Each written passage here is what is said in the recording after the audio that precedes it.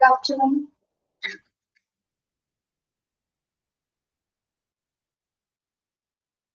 Good afternoon.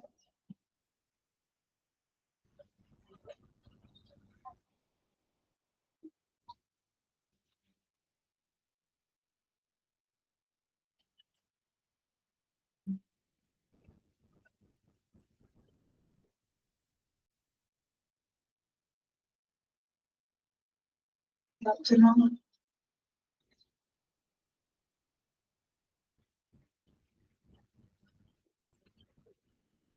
PDF കാണാമോ?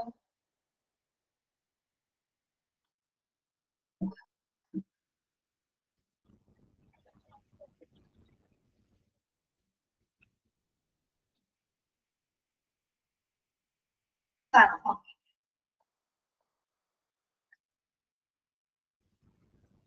ഇതൊക്കെയാണ് സുഖമാണ് എല്ലാവർക്കും.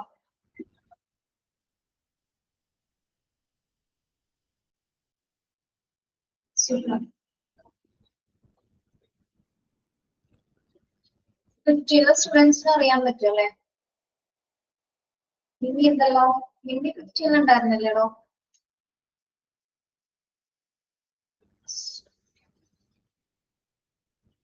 എന്റെ പേര് ആതിര.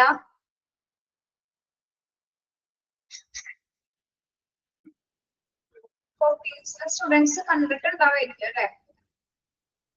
കണ്ടിട്ടുണ്ടോ?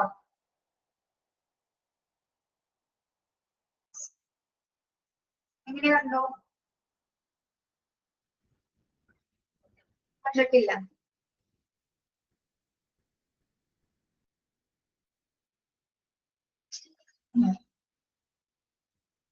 ശരി.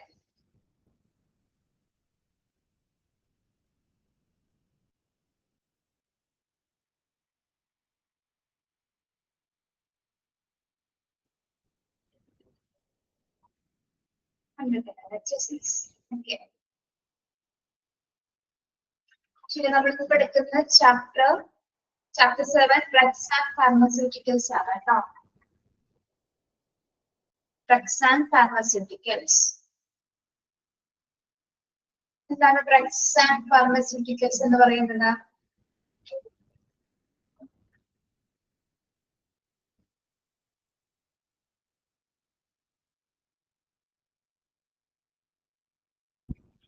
മെഡിസിൻസ് ആണ് അല്ലെ?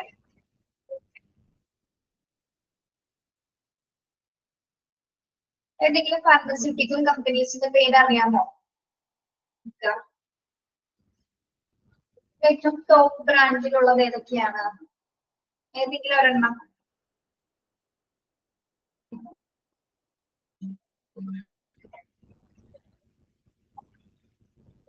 അറിയില്ല. ഓക്കെ, നമുക്ക് നോക്കാം. ശരി, സ്റ്റാർട്ട് ചെയ്യാം. An administrator is normally not directly involved either the prescription or distribution of a drug for a pharmaceutical formulation. However, in the interest of interaction with the medical professionals, especially doctors, nurses, paramedical staff, and even the patients, layman's knowledge is mandatory regarding drugs, mandatory specifications, and general know-how during the routine operations and maintenance of a hospital. The administrator may come across many disputes regarding drugs and pharmaceuticals.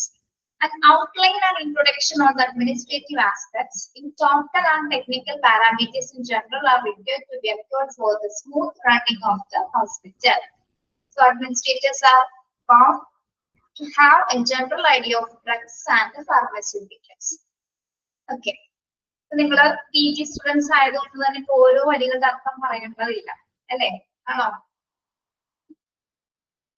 Okay, നമ്മളത് just brief ചെയ്തായിരിക്കും പറയുന്നത് കേട്ടോ.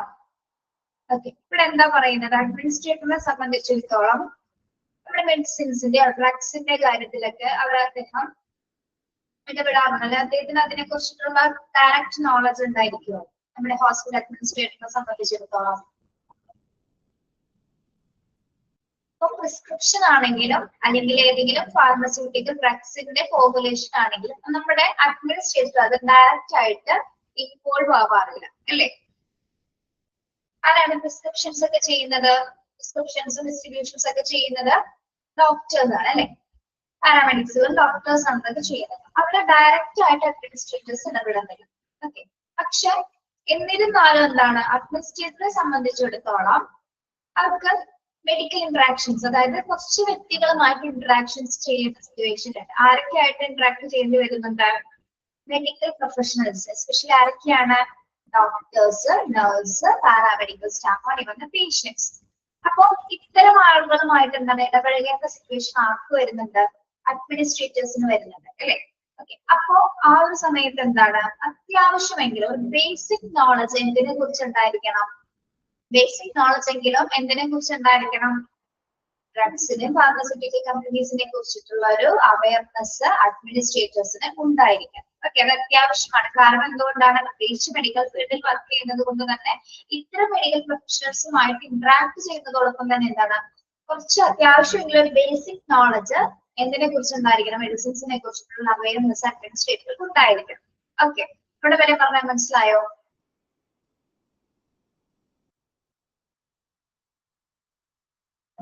Okay, yes.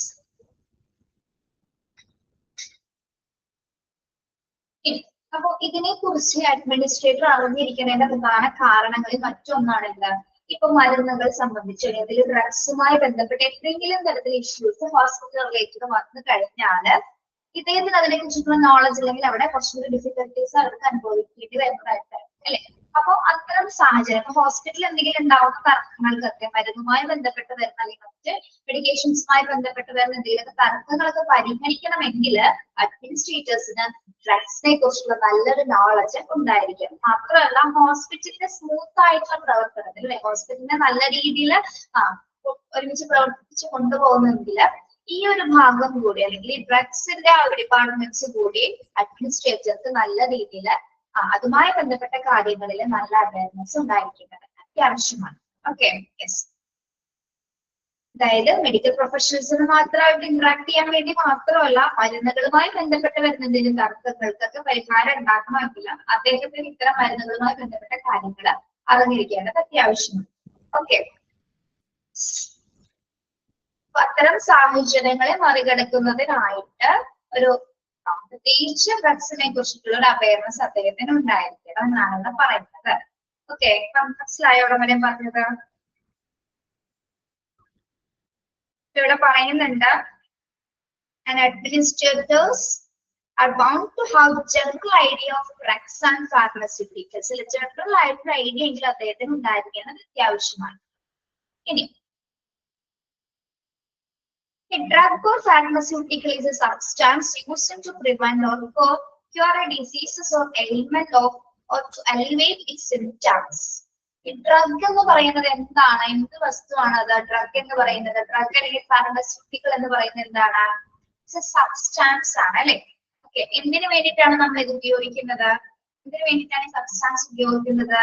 Used to prevent or cure a diseases or ailment or to alleviate symptoms. അല്ലെ, എന്തെങ്കിലും രോഗങ്ങളോ അല്ലെങ്കിൽ രോഗങ്ങളൊക്കെ prevent ചെയ്യുന്നതിന് വേണ്ടിയിട്ടാണ് നമ്മൾ ഈ സബ്സ്റ്റാൻസുകൾ അല്ലെങ്കിൽ ഡ്രഗ്സുകൾ നമ്മൾ ഉപയോഗിക്കുന്നത്. Okay, yes. ഡ്രഗിന്റെ ഉപയോഗം നമ്മൾ പറയുന്നത് is a substance used to prevent or cure a diseases or ailment or to alleviate its symptoms. Alleviate symptoms. Okay. Ailment എന്താണ് പറയുന്നത്? എയിൽമെന്റ് എന്ന് സൂചിപ്പിക്കുന്നത് എന്താണ്? എയിൽമെന്റ് നിങ്ങൾക്ക് അറിയാവുന്നതാണ് ഞാൻ പറയാതിരുന്നത്. എയിൽമെന്റ് എന്താണ്? അസുഖങ്ങളാണോ? അസുഖങ്ങളാണ്. എയിൽമെന്റ് എന്നോട് സൂചിപ്പിക്കുന്നത് നമ്മുടെ അസുഖങ്ങളെയാണ് കേട്ടോ. ഓക്കെ, അപ്പൊ അവയൊക്കെ ഇല്ലാതാക്കുന്നതിന് അല്ലെങ്കിൽ പ്രിവെന്റ് ചെയ്യുന്നതിന് വേണ്ടിയിട്ടാണ് ഡ്രഗ്സുകൾ ഉപയോഗിക്കുന്നത്. ഇവിടെ യുഎസിലെ ഫാർമസ്യൂട്ടിക്കൽ കമ്പനീസ് യുഎസിലെ ഡ്രഗ്സ് എങ്ങനെ പ്രൊവൈഡ് ചെയ്യുന്നതിനെ കുറിച്ചിട്ടുള്ള ഒരു ചെറിയൊരു ബ്രീഫ് നോട്ട് ഇവിടെ കൊടുത്തിട്ടുണ്ട്. ഓക്കെ, നോക്കാം. In the US, some drugs are available over the counter, while others can be purchased only with a doctor's prescription. യുഎസിൽ എന്താണ്, കൗണ്ടേഴ്സിൽ മരുന്നുകൾ ലഭ്യമാണ് അല്ലെ. നിങ്ങളിപ്പോ നമ്മുടെ ആസ്റ്റർ മെഡിസിറ്റിയിലൊക്കെ പോയിട്ടുണ്ടോ? ആസ്റ്റർ മെഡിസിറ്റിയിൽ പോയിട്ടുണ്ടോ? ഫാർമസിയിൽ അവിടെ മരുന്നുകൾ എടുത്തു കൊടുക്കുന്നത് എങ്ങനെയാണ്? അവിടെ നമുക്ക് മരുന്നുകൾ അവൈലബിൾ ആവുന്നത് എങ്ങനെയാണ്? ഇപ്പൊ ഓരോ ഹോസ്പിറ്റലിലും ഓരോ ഡിപ്പെൻഡന്റ് സിസ്റ്റം ഉണ്ട് അല്ലെ, അതിനനുസരിച്ചിട്ട് മരുന്നുകൾ നമുക്ക് അവൈലബിൾ ആയിരിക്കും. പലതരം ഫെസിലിറ്റീസ് വരികയും ചിലതിൽ എന്താണ് മാൻ പവേഴ്സ് ഇല്ലാതെ തന്നെ മെഷീൻസ് ആയിരിക്കും നമുക്ക് മരുന്നുകൾ കൊണ്ട് തന്നെ അല്ലെ. അതായത് കംപ്ലീറ്റ് ആയിട്ട് സിസ്റ്റത്തിൽ പേരുകളും ഡീറ്റെയിൽസ് അടിച്ചു കൊടുക്കുന്ന സമയത്ത് എന്താണ് ആ മരുന്ന് കൗണ്ടറിൽ കൃത്യമായിട്ട് എത്തിച്ചു വരും. ഓക്കെ, അത് ഡെവലപ്ഡ് കൺട്രീസിലൊക്കെ അങ്ങനെയാണ് ഇപ്പോഴും ചെയ്തുകൊണ്ടിരിക്കുന്നത്. US എന്ന് പറയുമ്പോൾ എങ്ങനെയാണ് ഇവിടെ ഡോക്ടേഴ്സിന്റെ പ്രിസ്ക്രിപ്ഷനോട് കൂടി തന്നെ എന്താണ് അവർക്ക് മരുന്ന് പർച്ചേസ് ചെയ്യാനായിട്ട് സാധിക്കും അല്ലെ. അതോടൊപ്പം തന്നെ എന്താണ് ഈ ഡ്രഗ്സുകൾ നമുക്ക് ഏതൊക്കെ രീതിയിൽ ഉപയോഗിക്കാം, മരുന്നുകൾ നമ്മൾ ഏതൊക്കെ രീതിയിലാണ് ഉപയോഗിക്കുന്നത്, ഏതൊക്കെ രീതിയിലാണ് ഉപയോഗിക്കുന്നത്? Drugs can be taken orally, by skin patch, by injection or by an inhaler. These are the most common methods. എങ്ങനെയാണ് നമ്മൾ മരുന്ന് ഉപയോഗിക്കുന്ന മെത്തേഡ്സുകൾ എന്ന് പറയുന്നത്? എങ്ങനെയാണ് നോക്കിയുടെ ഓറലി, ഓറലി മീൻസ് ഓറലി അല്ലെ നമുക്ക് ഉള്ളിലേക്ക് കഴിക്കാൻ പറ്റുന്നത്. സ്കിൻ പാച്ച്, സ്കിൻ പാച്ച് എന്താണ്? Skin patch, skin patch by injection ആണോ സ്കിൻ പാച്ച്? സ്കിന്നിന് പുറത്ത് അല്ലെ, സ്കിന്നിന് പുറത്ത് ഉപയോഗിക്കുന്ന മെഡിസിൻസുകൾ ഉണ്ട്, നമ്മുടെ ഓയിൽമെന്റ്സ് കാറ്റഗറിയൊക്കെയാണ് അതിൽ ഉൾപ്പെടുന്നത്. ഓക്കെ, ബൈ ഇഞ്ചക്ഷൻ, ഇഞ്ചക്റ്റഡ് ചെയ്യുന്ന മെഡിസിൻസുകൾ അല്ലെ, ഇഞ്ചക്റ്റഡ് ഡ്രഗ്സുകൾ. പിന്നെ എന്താണ് ഇൻഹേലർ ഉപയോഗിച്ചിട്ട് നമ്മൾ ഡ്രഗ്സ് അകത്തേക്ക് പ്രവേശിപ്പിക്കാറുണ്ട് അല്ലെ. ഇൻഹേലർ പ്രത്യേകിച്ച് ബ്രീത്തിങ് ഡിഫിക്കൽട്ടീസ് മുതലായിട്ടുള്ള സിറ്റുവേഷൻസിലേക്ക് ഇൻഹേലർ പോലുള്ള മെഡിസിൻസുകൾ ഉപയോഗിക്കുന്നത്. ഇത്രയും കോമൺ മെത്തേഡ്സ് ആണ് നമ്മൾ മരുന്ന് ഉള്ളിലേക്ക് ഉപയോഗിക്കുന്നതിന് വേണ്ടിയിട്ട് ഉപയോഗിക്കുന്ന പ്രധാന മെത്തേഡ്സുകൾ എന്ന് പറയുന്നത്. ഓക്കെ, ഒന്ന് ഓറലി അല്ലെങ്കിൽ സ്കിൻ പാച്ച് അല്ലെങ്കിൽ ബൈ ഇഞ്ചക്ഷൻ അല്ലെങ്കിൽ ഇൻഹേലർ ഉപയോഗിച്ചു. ഓക്കെ, ഇത്തരം മെത്തേഡ്സിലല്ലേ നമ്മൾ ഡ്രഗ്സ് ഉപയോഗിക്കുന്നത് അല്ലേ പിള്ളേരെ? ഓക്കെ, യെസ്, ക്ലിയർ ആണോ ഇവിടെ വരെ പറഞ്ഞ കാര്യങ്ങള്? ഒന്നുകൂടി ഒന്ന് ബ്രീഫ് ചെയ്യാണ്, ഓക്കെ. നമ്മൾ അഡ്മിനിസ്ട്രേറ്ററെ സംബന്ധിച്ചിടത്തോളം അതിൽ ഡയറക്റ്റ് ആയിട്ട് ഇതിൽ നിന്ന് പ്രത്യേകിച്ച് അവർ ഡ്രഗ്സുമായി ബന്ധപ്പെട്ട കാര്യങ്ങൾ അതിൽ ഡയറക്റ്റ് ആയിട്ട് ഇൻവോൾവ് ആവുന്നില്ല. പക്ഷെ അതായത് പ്രിസ്ക്രിപ്ഷനിലോ ഡിസ്ട്രിബ്യൂഷനോ ഒന്നും ഡയറക്റ്റ് ആയിട്ട് ഇൻവോൾവ് ആവുന്നില്ല. പക്ഷെ എന്താണ് മെഡിക്കൽ പ്രൊഫഷണൽസുമായിട്ട് ഇന്ററാക്ഷൻ നടത്തുന്ന സമയത്ത് പ്രത്യേകിച്ച് മെഡിക്കൽ പ്രൊഫഷണൽസ് ഉദ്ദേശിക്കുന്ന ഡോക്ടേഴ്സ് മുതൽ പേഷ്യൻസ് വരെയുള്ള ആ കാറ്റഗറിയിൽ അവരോട് ഇന്ററാക്ട് ചെയ്യുമ്പോൾ അദ്ദേഹത്തിന് എന്താണ് മെഡിക്കേഷൻസിനെ കുറിച്ച് അത്യാവശ്യം ഒരു മാൻഡേറ്ററി നോളജസ് എങ്കിലും അദ്ദേഹത്തിന് ഉണ്ടായിരിക്കണം. Okay, yes. അതേപോലെ തന്നെ ഇവിടെ പറയുന്നുണ്ട് ഡ്രഗ്സ് എന്താണെന്ന് സൂചിപ്പിക്കുന്നുണ്ട്. മാത്രം ഒരു കാര്യം വിട്ടുപോയി, ഹോസ്പിറ്റലിൽ നടക്കുന്ന മരുന്നുകളുമായി ബന്ധപ്പെട്ട എന്തെങ്കിലും തർക്കങ്ങളോ മറ്റു ഭാഗത്ത് പരിഹരിക്കുന്നതിന് വേണ്ടിയിട്ട് അഡ്മിനിസ്ട്രേറ്റേഴ്സിന് ഡ്രഗ്സിനെ കുറിച്ചിട്ടുള്ള അവയർനെസ് ഉണ്ടായിരിക്കും. ഈ ഡ്രഗ്സ് എന്താണെന്നാണ് പറയുന്നത്? സബ്സ്റ്റാൻസ് ആണ് അല്ലെ. അതായത് നമ്മുടെ അസുഖങ്ങൾ പ്രിവെന്റ് ചെയ്യുന്നതിന് വേണ്ടിയിട്ടാണ് ഡ്രഗ്സുകൾ ഉപയോഗിക്കുന്നത്. ഓക്കെ, ഇവിടെ US കമ്പനീസിനെ കുറിച്ച് പറയുന്നുണ്ട്. അവിടെ എന്താണ് മരുന്ന് പർച്ചേസ് ചെയ്യുമ്പോൾ എങ്ങനെ ഡോക്ടേഴ്സിന്റെ പ്രിസ്ക്രിപ്ഷൻ അനുസരിച്ച് മാത്രമേ നമുക്ക് പർച്ചേസ് ചെയ്യാനായിട്ട് സാധിക്കുള്ളൂ. മെഡിസിൻസ് നമ്മൾ ഉപയോഗിക്കുന്ന 4 രീതികൾ എന്ന് പറയുന്നത് ഒന്ന് ഓറലി, സ്കിൻ പാച്ച്, ഒന്ന് ഇഞ്ചക്ഷൻ, ആണ് inhaler. And these are the methods are the most common methods used in drugs. Okay, മനസ്സിലായോ പാരഗ്രാഫ്? ഫസ്റ്റ് ഇൻട്രൊഡക്ഷൻ ഭാഗം മനസ്സിലായോ? ഓക്കെ, ഇതിൽ നിങ്ങൾ പഠിക്കേണ്ട ഭാഗം അണ്ടർലൈൻ ചെയ്തേ. പഠിക്കേണ്ട ഭാഗമാണ് ഡ്രഗ് ഓർ ഫാർമസ്യൂട്ടിക്കൽ എന്ന ഭാഗം. കണ്ടോ ഇവിടെ ഡ്രഗ് ഓർ ഫാർമസ്യൂട്ടിക്കൽ എന്ന് തുടങ്ങി ഇറ്റ് സിംപ്റ്റംസ് വരെ അണ്ടർലൈൻ ചെയ്യാം കേട്ടോ.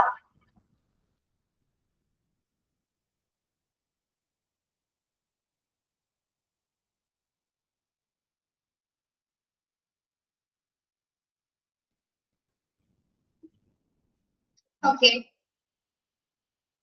ഇവിടെ 4 മെത്തേഡ്സ് പോലെ കൊടുത്തിട്ടില്ലേ, അതും കൂടി ഒന്ന് അണ്ടർലൈൻ ചെയ്യണേ. ഓറലി മുതൽ ഇൻഹേലർ വരെയുള്ള ഭാഗങ്ങൾ ഒന്ന് അണ്ടർലൈൻ ചെയ്യും.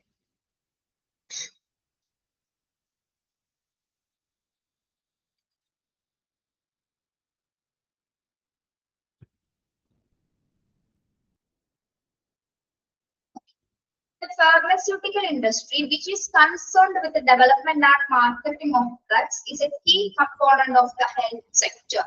It is the most profitable industry in the US economy, and at an estimated $24.4 billion in revenue in 2018.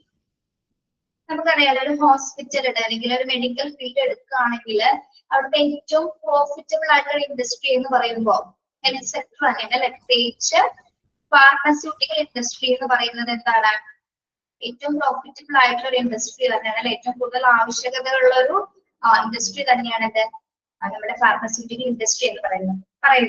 അതായത് മരുന്നുകളുടെ വിപണിയിൽ ഏറ്റവും ടോപ്പസ്റ്റ് ആണ് എന്താണ് ഫാർമസ്യൂട്ടിക്കൽ ഇൻഡസ്ട്രികൾ എന്ന് പറയുന്നത്. അപ്പൊ ഇവിടെ യുഎസിലെ കാര്യം പറയുന്നത് 2018 നമ്മുടെ ഏകദേശം $24.4 ബില്യൺ വരുമാനമുള്ള യുഎസിലെ ഏറ്റവും ലാഭകരമായിട്ടുള്ള ഒരു സംവിധാന ഇൻഡസ്ട്രിയാണ് എന്താ ഫാർമസ്യൂട്ടിക്കൽ ഇൻഡസ്ട്രി എന്ന് പറയുന്നത്. 2018 കണക്കെടുപ്പ് പ്രകാരം എന്താണ് യുഎസ് ഇക്കോണമിയിൽ നോക്കുകയാണെങ്കിൽ $24.4 ബില്യൺ ആണ് എന്തിന് മാത്രമായിട്ട് ഫാർമസ്യൂട്ടിക്കൽ ഇൻഡസ്ട്രീസ് മാത്രമായിട്ട് നമുക്ക് കാണുന്നത്. ഓക്കെ, 2018 ആലോചിക്കണം കേട്ടോ. യെസ്, അപ്പൊ ഇപ്പൊ എന്തോരായിട്ടുണ്ടാവും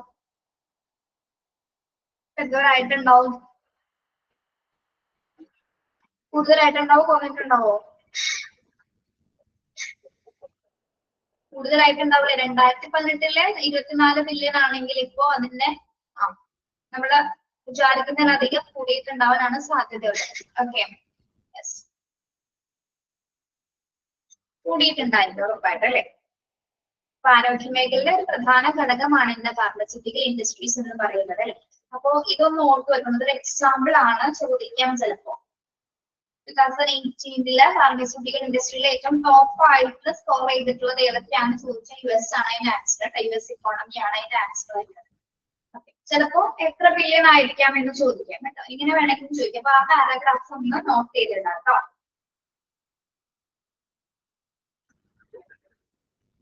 യുഎസിൽ ഏറ്റവും വരുമാനമുള്ള ഫാർമസ്യൂട്ടിക്കൽ ഇൻഡസ്ട്രി ഏതാണെന്ന് ചോദിക്കാം. എത്രത്തോളം വരുമാനമാണ് 2018 വാങ്ങിച്ചതെന്ന് ചോദിക്കാം അല്ലെ. എത്രയാണ് എസ്റ്റിമേറ്റ്? $24.4 പറയാം, ബില്യൺ കേട്ടോ. $24.4 ബില്യൺ. ഓക്കെ, ക്ലിയർ ആണോ?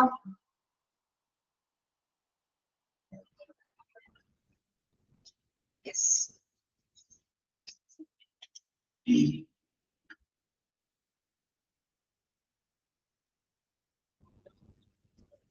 നെക്സ്റ്റ് വരുന്നത് manufactures and sale distribution of individual drugs and pharmaceutical formulation leads to approvals. Okay, നമ്മൾ കുറെ നേരമുള്ള ഡ്രഗ്സ് ഫാർമസ്യൂട്ടിക്കൽസ് എന്നൊക്കെ പറയുന്നത്. ഓക്കെ, അപ്പൊ ഇത് നമുക്ക് ഇങ്ങനെ വെറുതെ ഉണ്ടാക്കാൻ പറ്റുമോ? വെറുതെ ഒരു സ്ഥാപനം തുടങ്ങിയ കുറച്ച് മരുന്നുകൾ നമുക്ക് അങ്ങനെ ഉണ്ടാക്കാൻ പറ്റുമോ? എങ്ങനെയാണോ മരുന്നുകൾ തയ്യാറാക്കുന്നത്?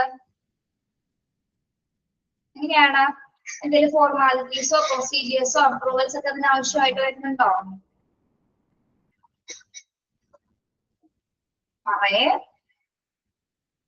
ഉണ്ട് അല്ലെ. യെസ്, അതായത് പ്രത്യേകിച്ച് നമുക്കറിയാം ലൈസൻസ് വേണം അല്ലെ. ലൈസൻസ് വേണം. പിന്നെ എന്താണ്? ഗുഡ് മാനുഫാക്ചറിങ് പ്രാക്ടീസുള്ള ഡ്രഗ്സുകൾ മാത്രമേ വിപണിയിൽ ലഭ്യമാകൂ. അല്ലെങ്കിൽ വിപണിയിൽ നമുക്ക് പ്രത്യേകിച്ച് ഒരു ഹെൽത്ത് കെയർ സെക്ടേഴ്സ് നമുക്ക് ഉപയോഗിക്കാൻ സാധിക്കും അല്ലെ. അല്ലാത്ത പക്ഷം എന്താണ് ഉപയോഗിക്കുകയാണെങ്കിൽ ആർക്കാണ് അപകടം സംഭവിക്കുന്നത്? ആർക്ക് അപകടം സംഭവിക്കാം? പേഷ്യൻസിന് അല്ലെ. ഹെൽത്ത് കെയർ സെക്ടർ തന്നെ ഇല്ലാതായി പോകാനായിട്ട് കാരണമായിട്ട്. ഓക്കെ, അപ്പൊ ഇവിടെ പറയുന്നത് എന്താണ്? കുറച്ച് അംഗീകാരങ്ങൾ നമുക്ക് ഇൻഡിവിജ്വൽ ഡ്രഗ്സിനാണെങ്കിലും ഫാർമസ്യൂട്ടിക്കൽ ഫോർമുലേഷൻ ഡ്രഗ്സിനാണെങ്കിലും എന്താണ് ഫോർമുലേഷൻസിനാണെങ്കിലും അവിടെ 2 അപ്രൂവൽസ് വേണം നമുക്ക് അല്ലെ. അതായത് വ്യക്തിഗത മരുന്നുകളായിരിക്കാം, ഫാർമസ്യൂട്ടിക്കൽ ഫോർമുലേഷനുകളായിട്ടുള്ള ഈ 2 മരുന്നുകളുടെ നിർമ്മാണത്തിന് 2 അപ്രൂവൽസ് ആവശ്യമാണ്. ഒന്ന് എന്താണ്? അപ്രൂവൽ മീൻസ് അംഗീകാരം അല്ലെ. എന്തൊക്കെയാണ്? ഒന്ന് ഡ്രഗ് ലൈസൻസ് വേണം, ഒന്ന് മാനുഫാക്ചറിംഗ് പ്രാക്ടീസ് അഥവാ GMP എന്ന് നമ്മൾ പറയും. ഓക്കെ, അപ്പൊ ഡ്രഗ് ലൈസൻസ് എന്താണെന്ന് നമുക്ക് നോക്കാം. എന്താണ് ഡ്രഗ് ലൈസൻസ്? അവിടെ നോക്കാന്ന് പറഞ്ഞേ. ഡ്രഗ് ലൈസൻസ്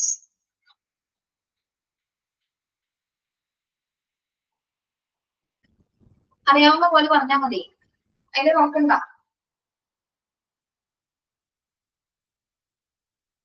മേക്ക് ചെയ്യാനായിട്ട്, മെഡിസിൻസ് മേക്ക് ചെയ്യാനായിട്ട് ലൈസൻസ് ആണ്. ഓക്കെ, പിന്നെ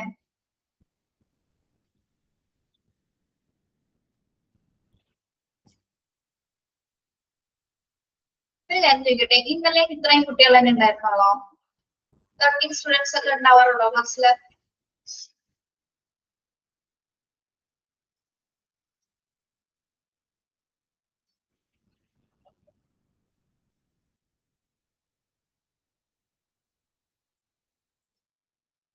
Q1 ആണോ പറയാൻ പറ്റില്ല അല്ലെ?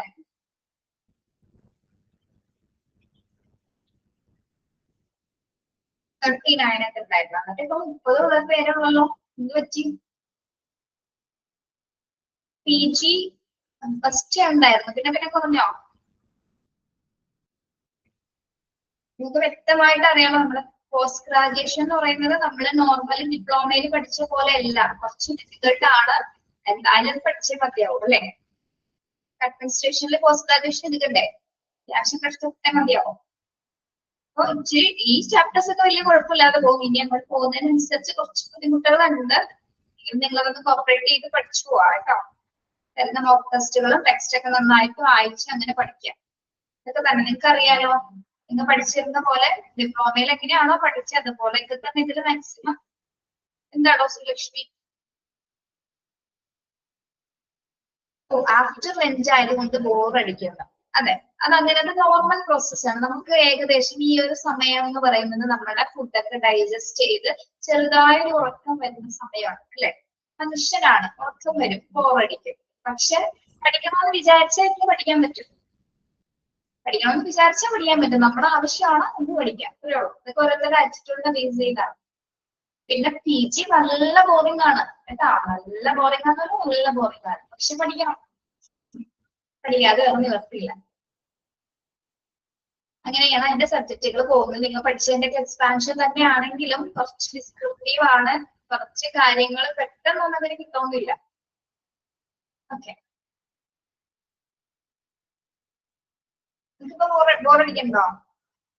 ബോറടിക്കുന്ന പറഞ്ഞോളൂട്ടോ. നിങ്ങളുടെ കമന്റ്സ് ഒക്കെ വിലപ്പെട്ടതാണ്, പറയാൻ പ്രശ്നമില്ല. ഇല്ല, നിങ്ങൾ എത്ര ചെയ്യാനുള്ള നമ്മൾ തരുന്ന മോക്ക് ടെസ്റ്റ് പഠിക്കാം.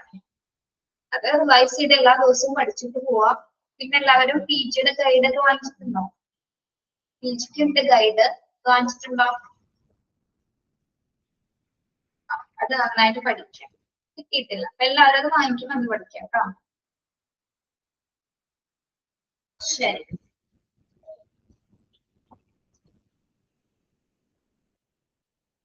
ടെക്സ്റ്റ് വാങ്ങിച്ചിട്ടില്ല, പിന്നെ എങ്ങനെയാണോ ടെക്സ്റ്റ് വാങ്ങിക്കാനുള്ള സുലക്ഷ്മി?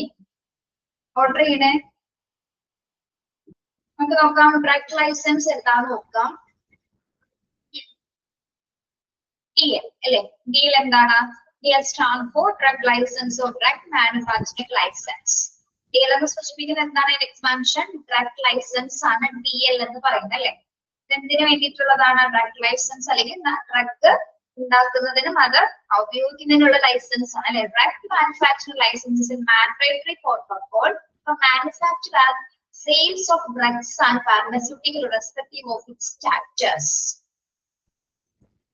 ഡ്രഗ് ലൈസൻസ് പറഞ്ഞ് ഇവിടെ എന്താണ് സൂചിപ്പിക്കുന്നത്? ശരിക്കും വന്നിട്ട് ഒരു ലീഗൽ പ്രോട്ടോകോൾ ആണ് അല്ലെ? ആ ഒരു പോയിന്റ് അവിടെ വന്നിട്ടില്ല. ലീഗൽ പ്രോട്ടോകോൾ ആണ് എന്ത്? ഡ്രഗ് ലൈസൻസ് എന്ന് പറയുന്നത് അല്ലെ? അതായത് ഒരു അനുമതിയാണ്, നമുക്കത് അംഗീകാരത്തോട് ഉപയോഗിക്കാൻ പറ്റുന്നത്. ലൈസൻസ്ഡ് ആയിട്ട് ഉപയോഗിക്കുന്നതിന് എന്താണ്? അതിന്റേതായിട്ടുള്ള ക്വാളിറ്റി അതിനുണ്ട് അല്ലെ? Okay, yes. മാൻഡേറ്ററി ആയിട്ടുള്ള പ്രോട്ടോകോൾസിന്റെ ഭാഗമായിട്ട് നമുക്ക് ഡ്രഗ്സ് സെയിൽ ചെയ്യാനും അത് ഉപയോഗിക്കാനായിട്ടും വേണ്ടിയിട്ട് കൊടുക്കുന്ന അംഗീകാരമാണ് ഡ്രഗ് ലൈസൻസ് എന്ന് പറയുന്നത്. ആൻഡ് ഒഫീഷ്യൽ പെർമിഷൻ ആണ് അല്ലെ? It's an official permission to legally manufacture, sell, stock, exhibit or distribute drugs. അതായത് നമുക്ക് ലൈസൻസോട് കൂടി ഡ്രഗ്സുകൾ വാങ്ങുന്നതിനും വിൽക്കുന്നതിനും അത് ഡിസ്ട്രിബ്യൂട്ട് ചെയ്യുന്നതിനും വേണ്ടിയിട്ടുള്ള നമുക്കൊരു അനുമതിയാണ് എന്ത്? ഡ്രഗ് ലൈസൻസ് എന്ന് പറയുന്നത്. ഓക്കെ, ഞാൻ ഇപ്പൊ പറഞ്ഞ പോയിന്റ് ഒന്ന് നോട്ട് ചെയ്തെടുക്കോ നിങ്ങള്? ഇവിടെ കൊടുത്തിട്ടുള്ള കുറച്ചുകൂടി എളുപ്പമായിട്ട് പഠിക്കാൻ പറ്റും. ഒന്ന് നോട്ട് ചെയ്തെടുക്കുക കേട്ടോ. ഡ്രഗ് ലൈസൻസ് സൈഡിൽ എഴുതിയാൽ മതി. an official permission എഴുതിക്കോളൂ കേട്ടോ. an official permission. വേറൊരു കാര്യം പറയട്ടെ, ചില ഭാഗങ്ങളിൽ നിങ്ങൾക്ക് വളരെ കൺഫ്യൂസ്ഡ് ആയിട്ടുള്ള ഭാഗങ്ങളാണ് തോന്നുകയാണെങ്കിൽ അത് നമ്മളൊന്ന് ബ്രീഫ് ചെയ്തിട്ട് അതുമായി ബന്ധപ്പെട്ട് നിങ്ങൾക്ക് കുറച്ചുകൂടി പഠിക്കാൻ എളുപ്പത്തിലുള്ള നോട്ട്സ് ആയിട്ട് തരും കേട്ടോ. അപ്പൊ ആ സെന്റൻസിൽ കിടന്ന് അവിടെ കിടന്ന് വിഷമിക്കാണ്ട് എന്താണ് നമ്മുടെ കാര്യം എന്താണെന്ന് പഠിക്കാൻ പറ്റും. ഈ പീക്ക് ടെക്സ്റ്റ് എന്ന് ഉദ്ദേശിക്കുന്നത് കുറച്ചുകൂടി എക്സ്പ്ലനേഷൻസ് കുറെ രീതിയിൽ കൊടുത്തിരിക്കും. നമ്മൾ വിചാരിക്കാത്ത രീതിയിലൊക്കെ കുറെ എക്സ്പ്ലനേഷൻസ് വന്നിട്ടുണ്ട്. ഇതിൽ വലിയ പ്രശ്നമില്ല, ഈ ഭാഗങ്ങളെല്ലാം ഞാൻ ഉദ്ദേശിക്കുന്നത്. അപ്പൊ അങ്ങനെ വരുന്ന ഭാഗങ്ങളിൽ ഞാൻ പഠിപ്പിക്കുന്ന സ്റ്റൈൽ എന്ന് പറയുന്നത് ആ ഭാഗങ്ങളിലൊക്കെ നിങ്ങൾക്ക് കുറച്ച് നോട്ട്സ് വരും. അതായത് ഇത്രയും വലിയ സെന്റൻസിൽ ഒന്ന് ബ്രീഫ് ചെയ്ത് നിങ്ങൾക്ക് എന്താണോ പഠിക്കാനുള്ള കണ്ടന്റ് മാത്രം അങ്ങനെ പറഞ്ഞു തരുമ്പോൾ അതൊന്ന് നോട്ട് ചെയ്യും കേട്ടോ. എന്നിട്ട് അത് പഠിക്കാൻ നോക്കുക. അപ്പൊ ഞാൻ പറഞ്ഞത് ഏതാ പഠിക്കേണ്ടത് അതിൽ നിന്ന് തന്നെ പഠിക്കാം, അതിൽ നിന്ന് ഞാൻ ക്വസ്റ്റ്യൻ കൊടുക്കും. ഓക്കെ, അതല്ലേ നല്ലത്? ഓക്കെ, യെസ്, എഴുതിക്കോളൂ കേട്ടോ. അൺഒഫീഷ്യൽ പെർമിഷൻ ടു ലീഗലി, എഴുതിക്കോളൂ. Unofficial permission to legally, unofficial permission to legally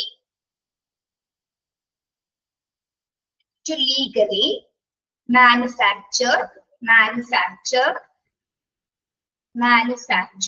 comma, sell, S-E-L-L, sell,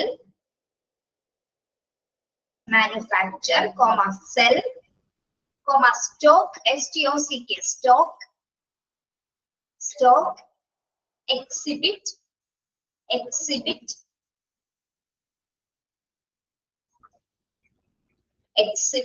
or distribute, വിതരണം, distribute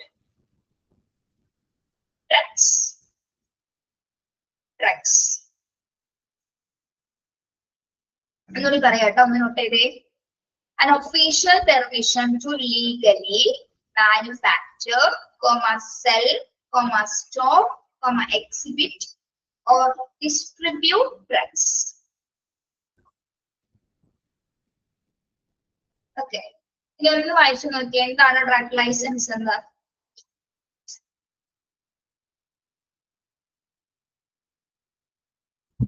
സിമ്പിൾ ആണോ എന്ന് നോക്കിയത്, സിമ്പിൾ ആയിട്ട് പഠിക്കാൻ പറ്റണ്ടോ നോക്കിയത്.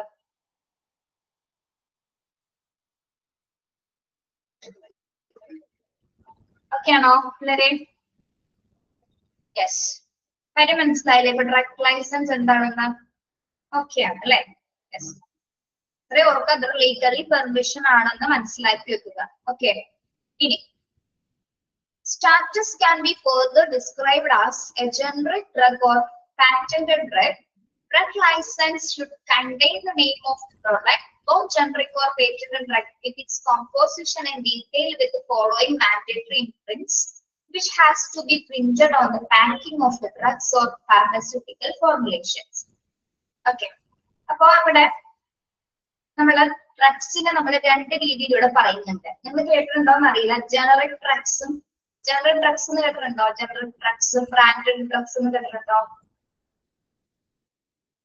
Generic, yes. What is Srividya, അറിയാമോ എന്ന് പറയാമോ?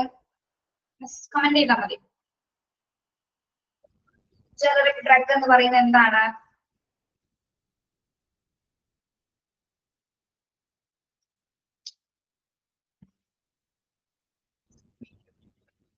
കേട്ടിട്ടുള്ള ടീച്ചറെ എക്സ്പ്ലെയിൻ ചെയ്യാൻ പറ്റില്ല എന്നാണോ? വെറുതെ ചോദിച്ചാട്ടോ. Okay, yes. പേറ്റന്റഡ് ഡ്രഗ് എന്ന് പറയുമ്പോൾ എന്തായിരിക്കും? പേറ്റന്റഡ് ഡ്രഗ്, പേറ്റന്റ് കിട്ടാന്ന് പറയില്ല നമ്മള്. പേറ്റന്റഡ് എന്ന് പറയുമ്പോൾ എന്താണ്? ഇപ്പൊ അതിന്റെ എക്സാമ്പിൾ പറയാം. ഇപ്പൊ നമ്മളുടെ ജോൺസൺ കുടകൾ കണ്ടിട്ടില്ലേ? നമ്മള് ജോൺസൺ കോഫി കുടകൾ കണ്ടിട്ടില്ലേ? കേട്ടിട്ടുണ്ടോ? യെസ്. ഈ ജോൺസന്റെ കമ്പനിയിൽ തന്നെ അവരൊരു 5 പേരുകൾ എക്സ്ട്രാ, കോപ്പീസ് അല്ലെങ്കിൽ ജോണി അങ്ങനെയൊക്കെ പറഞ്ഞ് 5 പേരുകൾ എക്സ്ട്രാ അവർ കൂട്ടിയിട്ടുണ്ടോ? എക്സ്ട്രാ പേരുകൾ, അതായത് അതൊരു അനുമതിയാണ് ശരിക്കും പേറ്റന്റ് എന്ന് പറഞ്ഞാൽ. അല്ലെങ്കിൽ ഒരു എന്താ പറയാ, നമ്മള് ഇത് പറയില്ലേ, എന്താ പറയുന്ന ഒരു വാക്കുണ്ടല്ലോ നമ്മള് പേറ്റന്റ് എന്ന് പറയുന്നത്, കുത്തകാവകാശം എന്നൊക്കെ പറയില്ലേ, കുത്തക കിട്ടാണെങ്കിൽ അതായത് ഒരു ബ്രാഞ്ചിന്റെ കീഴിൽ തന്നെ ഏകദേശം ഒരു കുറച്ച് കാര്യങ്ങൾ, കുറച്ച് പേരുകളോട് കൂടി തന്നെ അവർക്ക് അടുത്ത ബ്രാൻഡ് എടുക്കാൻ വേണ്ടിയിട്ട് അവരെന്താണ് അത് ഒരു കുറച്ച് വർഷത്തേക്ക് മാത്രമായിട്ട് അതെന്ത് ചെയ്യും, അവരതങ്ങനെ നിലനിർത്തും. ആ ഒരു അനുമതിയൊക്കെ നിലനിർത്തുന്നതാണ് പേറ്റന്റ് എന്ന് പറയുന്നത്. ജനറിക് ഡ്രഗ് എന്ന് പറയുന്നത് എന്തായിരിക്കും? ഇപ്പോ ജനറിക് എന്ന് പറയുന്നത് എങ്ങനെയുള്ള മരുന്നുകളായിരിക്കും? ബ്രാൻഡഡ് ആയിട്ടുള്ള മരുന്നാണോ ജനറിക്? ബ്രാൻഡഡ് ആയിരിക്കോ? അല്ല, ബ്രാൻഡഡ് മരുന്നല്ലാട്ടോ ജനറിക് മരുന്നുകൾ എന്ന് പറയുന്നത് എന്താണ്? അതായത് ഒരു ബ്രാൻഡ് ഉണ്ടായിരിക്കും, ഒരു ഏകദേശം ഒരു ടോപ്പ് ബ്രാൻഡിലുള്ള മരുന്നുകൾ ഉണ്ടാവും. ആ മരുന്നുകളുടെ അതേ ക്വാളിറ്റീസിൽ അതേ തരം ഇൻഗ്രീഡിയൻസും കോമ്പോസിഷൻസ് ഒക്കെ മിക്സ് ചെയ്തിട്ട് ഒരു ബ്രാൻഡിന്റെ കീഴിൽ, അതൊക്കെ അംഗീകൃതമായിട്ടുള്ള ഒരു മരുന്നിന്റെ അതേ രീതിയിൽ തന്നെ വികസിപ്പിച്ചെടുക്കുന്ന മറ്റ് മെഡിസിൻസിനെ പറയുന്ന പേരാണ് നമ്മൾ എന്ത്? ജനറിക് ഡ്രഗുകൾ എന്ന് പറയുന്നത്. ഓക്കെ, അതായത് ഒരേ കണ്ടന്റ്സും കാര്യങ്ങളൊക്കെ എനിക്ക് എന്തിലുണ്ടാവുക? ഈ ജനറിക് ഡ്രഗ്. ബ്രാൻഡഡ് മരുന്നിന്റെ അതേ കണ്ടന്റോട് കൂടി ഫോം ചെയ്യപ്പെടുന്ന മറ്റൊരു ടൈപ്പ് ഓഫ് ഡ്രഗ്സ് ആണ് എന്ത്? പേരുകൾ മാത്രം വ്യത്യാസപ്പെടുത്തിയായിരിക്കും ജനറിക് ഡ്രഗ്സിൽ വരുന്നത്. ഓക്കെ, പക്ഷെ ഒരു വ്യത്യാസം ഉണ്ടായിരിക്കും, അതിൽ പ്രധാനമായിട്ടും പ്രൈസിൽ, വിലയിൽ വ്യത്യാസമുണ്ട്. കാരണം ബ്രാൻഡഡ് ആയിട്ടുള്ള മരുന്നുകളുടെ പൈസ എന്ന് പറയുന്നത് എങ്ങനെയായിരിക്കും? ബ്രാൻഡഡ് മരുന്നുകളുടെ പൈസ വില കൂടുതലല്ലേ, എക്സ്പെൻസീവ് അല്ലേ ബ്രാൻഡഡ് ആയിട്ടുള്ള മരുന്നുകള്?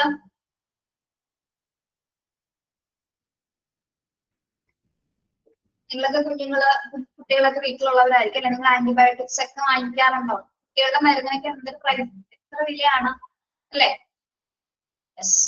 ആന്റിബയോട്ടിക് 500 രൂപ ഒരു ആന്റിബയോട്ടിക് തന്നെ ചിലപ്പോൾ അത്രയും പൈസയാവും. 450, 550 എന്നൊക്കെ പറഞ്ഞു പോകും അല്ലെ? യെസ്. ജനൌഷധി കിട്ടുന്നത് പോലെ. അതെ അതെ, ശരി.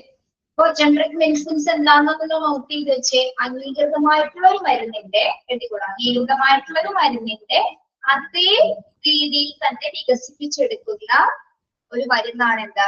ഡ്രഗ്സ്, ജനറിക് മെഡിസിൻസ്, ജനറിക് ഡ്രഗുകൾ എന്ന് പറയുന്നത്. നമ്മൾ കൂടുതലായിട്ട് അത് പഠിക്കും കേട്ടോ. എന്താണ് ഇപ്പൊ പഠിക്കും, ഒന്ന് അറിഞ്ഞിരുന്നാൽ മതി. ഓക്കെ, ഇവിടെ പറയുന്നുണ്ടല്ലോ, drug license should contain the name of the product. ഇപ്പൊ നമ്മള് ഒരു മരുന്നിൽ ലൈസൻസ് ഉണ്ട് അല്ലെങ്കിൽ ഇത് ക്വാളിഫൈഡ് ആയിട്ടുള്ള അല്ലെങ്കിൽ ക്വാളിറ്റി ഉള്ള മരുന്നാണ് നിങ്ങൾ എങ്ങനെയാണ് തിരിച്ചറിയാറ്? ഒരു മരുന്ന് വാങ്ങിക്കുമ്പോൾ നിങ്ങൾ ആദ്യം എന്ത് നോക്കും? ഡോക്ടർ പ്രിസ്ക്രൈബ് ചെയ്ത മരുന്നാണെങ്കിൽ നമ്മൾ നോക്കാറില്ല. മെഡിക്കൽ ഷോപ്പിൽ നിന്ന് വാങ്ങിക്കുന്ന സമയത്ത് അല്ലെങ്കിൽ ഹോസ്പിറ്റലിൽ നിന്ന് വാങ്ങിക്കുന്ന സമയത്ത് നമ്മളത് നോക്കാറില്ലേ? അതിൽ ആദ്യം എന്താ നമ്മൾ നോക്കുന്നത്? നോക്കാറുണ്ടോ? നോക്കും അല്ലെ? കുട്ടികളുടെ ഒക്കെ കാര്യത്തിലാണെങ്കിൽ നമ്മൾ കുറച്ചും കൂടി കെയർ കൊടുത്ത് അത് നോക്കും. അത് തന്നെയാണോ കഴിഞ്ഞോ എന്നൊക്കെ നമ്മൾ ആദ്യം നോക്കും. പേര് നോക്കും അല്ലെ? ഓക്കെ, നെയിം നോക്കും. പിന്നെ ഏത് കോമ്പോസിഷൻസ് ആണ് അല്ലെങ്കിൽ ഇൻഗ്രീഡിയൻസ് എന്നൊക്കെ പറഞ്ഞാൽ അതിൽ കൊടുത്തിട്ടുണ്ടായിരിക്കും. അതിന്റെ കണ്ടന്റ്സ് എന്തൊക്കെയാണെന്ന് നമ്മൾ നോക്കും. കുറച്ച് ഡീറ്റെയിൽസ് ഒക്കെ അതിൽ കുറച്ച് ചെറിയ രീതിയിൽ എഴുതി കൊടുത്തിട്ടുണ്ടായിരിക്കും. പിന്നെ പ്രത്യേകമായിട്ടുള്ള സിമ്പിൾസ്, സൈഡ് എഫക്ട്സ്, ഡേറ്റ് കാര്യങ്ങളൊക്കെ നമ്മൾ നോക്കും. ഈ ലൈസൻസിന്റെ ഭാഗമായിട്ട് മനസ്സിലാക്കാൻ പറ്റുന്ന ഡീറ്റെയിൽസ് ആണ് ടീച്ചർ പറയുന്നത്. ഏതൊക്കെയാണെന്ന് നമ്മൾ നെയിം നോക്കും അല്ലെ? പിന്നെ അതിന്റെ കോമ്പോസിഷൻസ്, പിന്നെന്താണ് എന്തൊക്കെ നോക്കും നമ്മള്? ചെറിയ രീതിയിൽ ചെറുതിലൊക്കെ കുറച്ച് ഡീറ്റെയിൽസ് ഉണ്ടാവും അല്ലെ? കണ്ടന്റ് ഉണ്ടാവും, ഡീറ്റെയിൽസ് ആയിട്ട് കുറച്ച് കാര്യങ്ങൾ, അതിൽ ഏതൊക്കെ ഇൻഗ്രീഡിയൻസ് ഉൾപ്പെടുത്തി എന്നൊക്കെ പറഞ്ഞ് കൊടുത്തിട്ടുണ്ടായിരിക്കും. ഓക്കെ, അപ്പൊ പ്രധാനമായിട്ടും ലൈസൻസ്ഡ് ആയിട്ടുള്ള കമ്പനി ആണെങ്കിൽ അതിന് നല്ലൊരു പേരുണ്ടായിരിക്കും, അതിന്റെ കോമ്പോസിഷൻ ഡീറ്റെയിൽസ് ഉണ്ടായിരിക്കും. മാത്രമല്ല താഴെ കൊടുത്തിരിക്കുന്ന ഈ മുദ്രകൾ ഉണ്ടായിരിക്കും, ഈ സിമ്പിൾസ് അവിടെ കൊടുത്തിട്ടുണ്ടായിരിക്കും. എന്താണ് ഇത്? എവിടെയെങ്കിലും കണ്ടിട്ടുണ്ടോ? ഉണ്ടോ? ഇവിടെ നോക്കി ശ്രദ്ധിക്കൂ. Composition in detail with the following mandatory imprints which has to be printed on the packing of the drugs or pharmaceutical formulations. അപ്പൊ ലൈസൻസ്ഡ് ആയിട്ടുള്ള മെഡിസിൻസിന് മാത്രമായിരിക്കും എന്തുണ്ടായിരിക്കുക? ലൈസൻസ്ഡ് ആയിട്ടുള്ള സിംപൽസ് അല്ലെങ്കിൽ ആ മുദ്രകൾ രേഖപ്പെടുത്തിയിട്ടുണ്ടായിരിക്കും. അതിന്റെ പാക്കിങ്ങിൽ അല്ലെ അതിന്റെ പ്രിന്റിംഗ് സിസ്റ്റത്തിൽ കൃത്യമായിട്ട് പ്രത്യേകമായി എന്ത് കൊടുത്തിട്ടുണ്ടായിരിക്കും? Good manufacturing practice. ഇതാണ് ഗുഡ് മാനുഫാക്ചറിംഗ് പ്രാക്ടീസ് അഥവാ GMP എന്നായിരിക്കും. GMP സർട്ടിഫൈഡ് എന്ന് പറഞ്ഞ് കൊടുത്തിട്ടുണ്ടോ? നിങ്ങൾ മരുന്നൊക്കെ വാങ്ങിക്കുമ്പോൾ ഒന്ന് ശ്രദ്ധിക്കണം കേട്ടോ, എങ്ങനെയാണോ കൊടുക്കുന്നത്. ഇതിൽ താഴെയായിട്ട് ചില ബോട്ടിൽസിന്റെ താഴെയായിരിക്കും, മുകളിൽ ഉണ്ടാവും, സൈഡിലൊക്കെ ഉണ്ടായിരിക്കും ഈ ഒരു സിമ്പൽ ഉണ്ടാവും. ഓക്കെ, അപ്പൊ എന്താണ് ഈ ഗുഡ് മാനുഫാക്ചറിംഗ് പ്രാക്ടീസ് എന്ന് പറയുന്നത്? നമുക്ക് ആ പേര് വായിക്കുമ്പോൾ കിട്ടുന്ന എന്താണ് നിങ്ങൾക്ക് തോന്നുന്നത്? ഗുഡ് മാനുഫാക്ചറിംഗ് പ്രാക്ടീസ്, GMP എന്ന് പറയുമ്പോൾ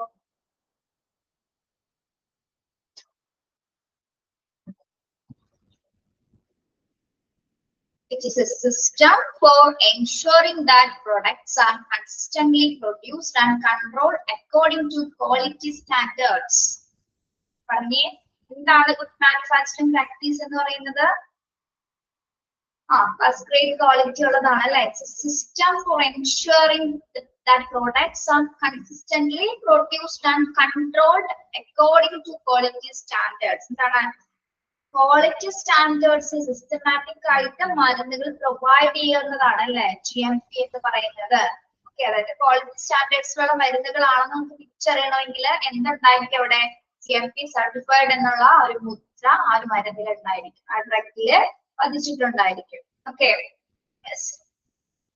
then it is created to minimize the potential danger involved in any pharmaceutical production that cannot be eliminated through testing the final product.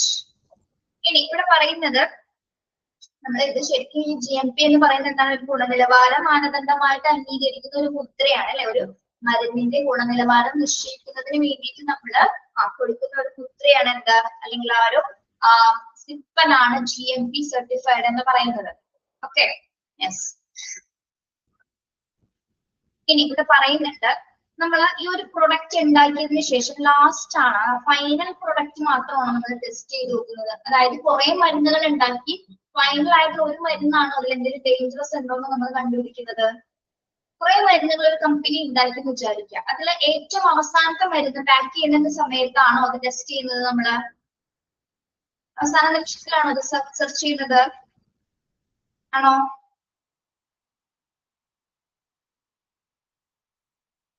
അല്ല, എന്ത് ചെയ്യുന്നു, അതായത് ഒരു അന്തിമ ഉൽപ്പന്നം പ്രൊഡ്യൂസ് ചെയ്യുമ്പോൾ മാത്രമല്ല നമ്മൾ അതിന്റെ ഡേഞ്ചറസ് അളക്കുന്നത്. എപ്പോഴാണ് പ്രത്യേകമായിട്ട്, അതായത് അതിന് മുൻപ് തന്നെ, അതായത് ഒരു ഡ്രഗ്സ് അത് ആദ്യം നമ്മൾ പ്രൊഡ്യൂസ് ചെയ്യുന്ന സമയത്ത് തന്നെ നമ്മൾ ടെസ്റ്റ് ചെയ്യും.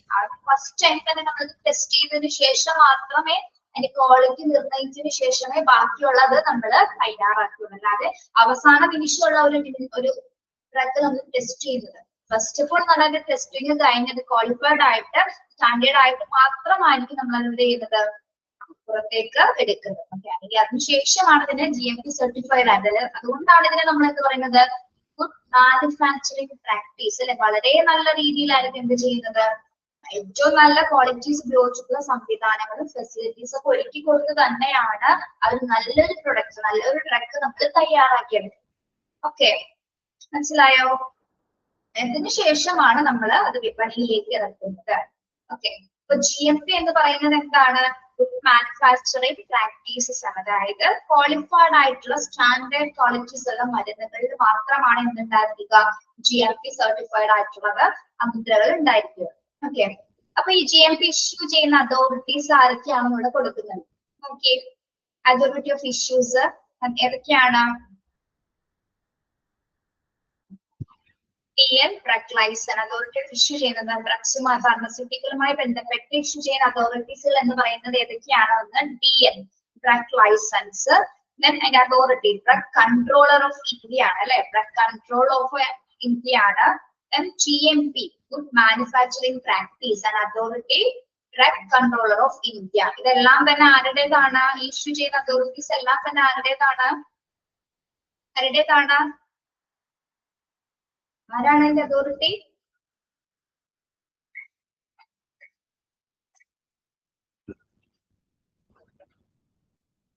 ഇഷ്യൂ ചെയ്യുന്ന അതോറിറ്റി ആരാണ്? ഡ്രഗ് ലൈസൻസ് ഇഷ്യൂ ചെയ്യുന്നത് ഡ്രഗ് കൺട്രോൾ ഓഫ് ഇന്ത്യ, അങ്ങനെയാണ് പഠിക്കണം കേട്ടോ. ഡ്രഗ് ലൈസൻസ് ഇഷ്യൂ ചെയ്യുന്നത് ഡ്രഗ് കൺട്രോൾ ഓഫ് ഇന്ത്യ ആണ്. അതേപോലെ GMP ഗുഡ് മാനുഫാക്ചറിംഗ് പ്രാക്ടീസിന്റെ അതോറിറ്റി എന്ന് പറയുന്നത് ഏതാണ്? ഡ്രഗ് കൺട്രോൾ ഓഫ് ഇന്ത്യ തന്നെയാണ് കേട്ടോ. ഇവരാണ് ഇത് ഇഷ്യൂ ചെയ്യുന്നത്. ഓക്കെ, ഈ നിലവാരത്തിലുള്ള മരുന്നുകൾ മാത്രമായിരിക്കും സ്റ്റാൻഡേർഡ് ക്വാളിറ്റീസ് ഉള്ള മരുന്നുകളായിട്ട് നമ്മൾ വിപണിയിലേക്ക് ഇറക്കുന്നത്. Okay, yes. അപ്പോൾ ഡ്രഗ് ലൈസൻസും ഗുഡ് മാനുഫാക്ചറിംഗ് പ്രാക്ടീസസും ക്ലിയർ ആണോ? മനസ്സിലായോ പറഞ്ഞത്?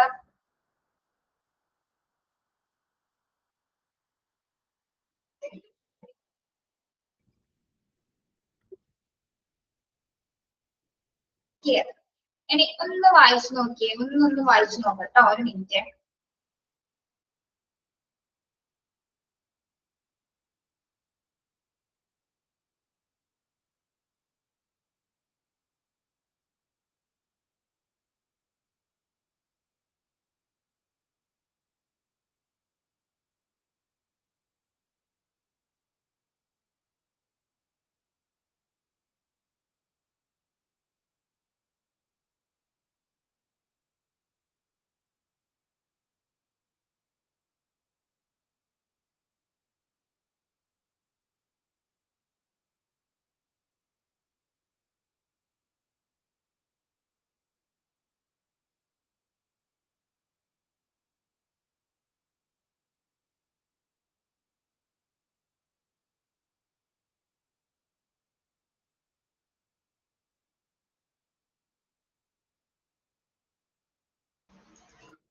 ഓക്കെ ആണോ? അടുത്ത പറഞ്ഞോട്ടെ teacher.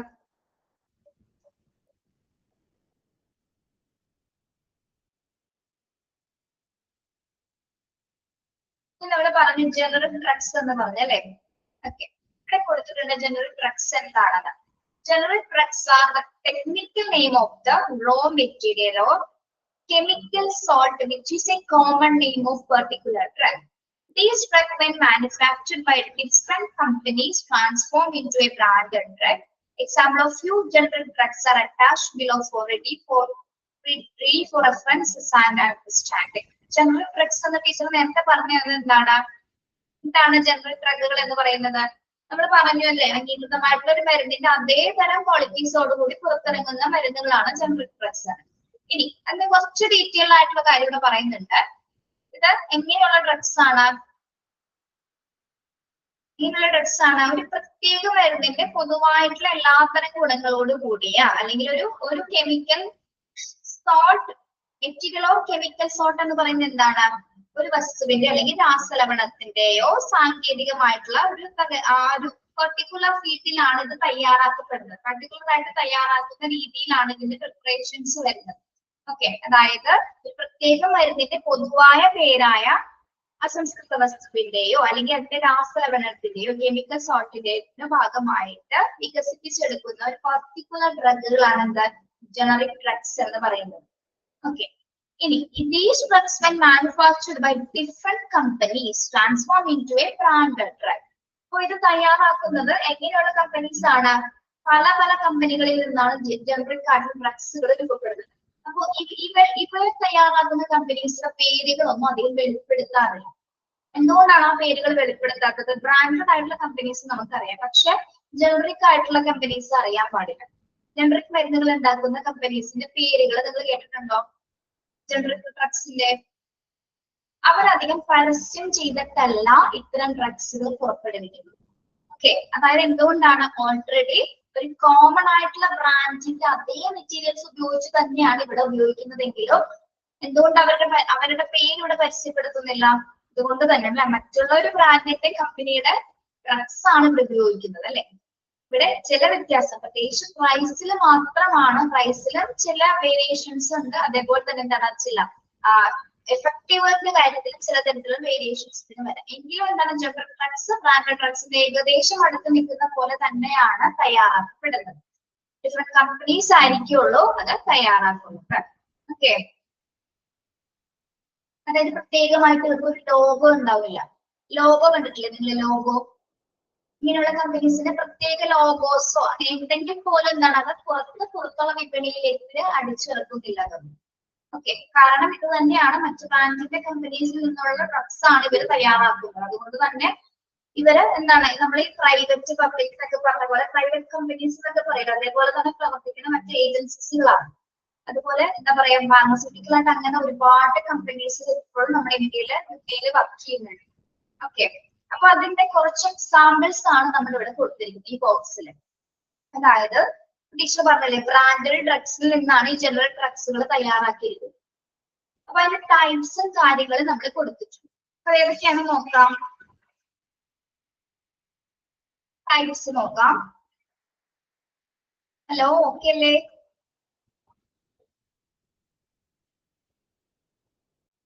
Okay, types generic drugs ഉണ്ട്, ബ്രാൻഡഡ് ഡ്രഗ്സ്. അതായത് ബ്രാൻഡഡ് ആയിട്ടുള്ള പേരുകൾ നോക്കൂ. പെൻജോൾ, കാൽപോൾ, ടോൺസ് എന്നൊക്കെ പറയുന്നത് എന്താണ്? ഇത് ബ്രാൻഡഡ് ആയിട്ടുള്ള ഡ്രഗ്സ് കാറ്റഗറി. അതായത് നമ്മുടെ അനർജസിക് ആണ് അല്ലെങ്കിൽ പെയിൻ കില്ലേഴ്സ് ആയിട്ട് നമ്മൾ ഉപയോഗിക്കുന്നതാണ് അല്ലെ. അത് തന്നെയാണ് എന്ത് പാരസിറ്റമോൾ എന്ന് പറയുന്നത്. അതായത് ഈ ബ്രാൻഡഡ് വേർഷന്റെ മറ്റൊരു ജനറിക് വേർഷൻ ആണ് എന്ത് പാരസിറ്റമോൾ എന്ന് പറയുന്നത്. രണ്ടിന്റെ കണ്ടന്റ് എന്ത് തന്നെയാണ്? എന്താണ് അതിന്റെ കണ്ടന്റ് എന്ന് പറയുന്നത്? പെയിൻ കില്ലേഴ്സ് ആയിട്ടാണ് നമ്മൾ ഉപയോഗിക്കുന്നത് അല്ലെ. Okay, then diasulfuric sodium plus paracetamol and diazoxazine. ഒരു മിനിറ്റ് കേട്ടോ, ഒരു എമർജൻസി ആണേ.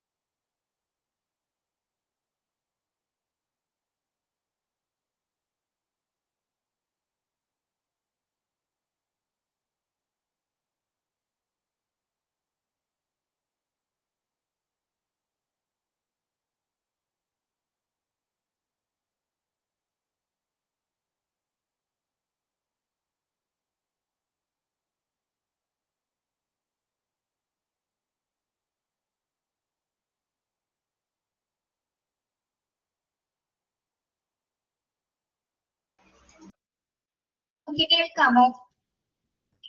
ഇവിടെ കൊടുത്തിരിക്കുന്ന എന്താണ്? എക്സാമ്പിൾസ് ആണ്. ജനറൽ ഡ്രഗ്സിന്റെ ബ്രാൻഡഡ് ഡ്രഗ്സിന്റെ എക്സാമ്പിൾസ് ആണ് കൊടുത്തിരിക്കുന്നത് കേട്ടോ.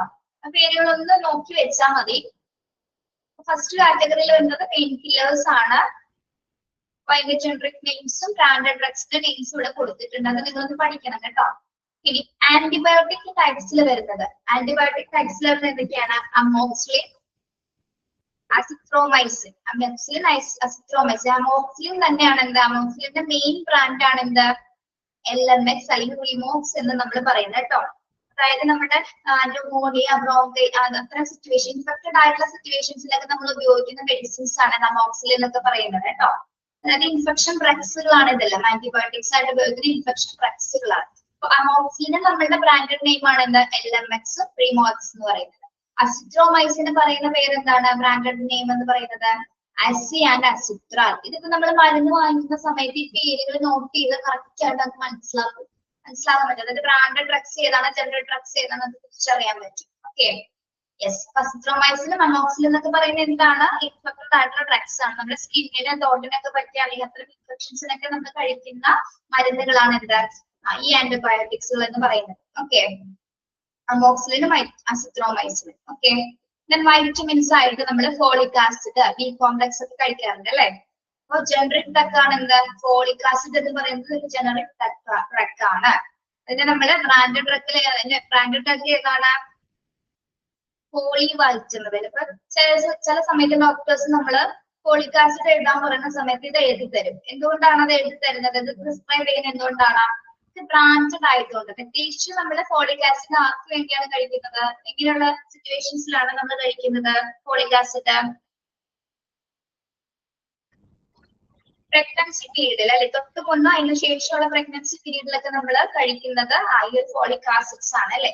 ഓക്കെ, അതായത് നമ്മുടെ ചൈൽഡ് ബർത്തിൽ ഇപ്പൊ ഏതെങ്കിലും തരത്തിലുള്ള ബർത്ത് ഡിഫക്റ്റ് ഒക്കെ കുട്ടികളുടെ ഒക്കെ സ്മൈലിനൊക്കെ എന്തെങ്കിലും ഡിഫക്ട്സുകൾ ഉണ്ടെങ്കിൽ അതൊക്കെ ഇല്ലാതാക്കാൻ വേണ്ടിയിട്ടാണ് നമ്മൾ ഇത്തരത്തിൽ ഫോളിക് ആസിഡ് ടാബ്ലറ്റ്സുകൾ സ്റ്റാർട്ട് ചെയ്യുന്നത്. Okay, yes. അപ്പൊ അതിന്റെ ബ്രാൻഡ് നെയിം എന്ന് പറയുന്നത് എന്താണ്? ഫോളി വൈറ്റ അല്ലെ.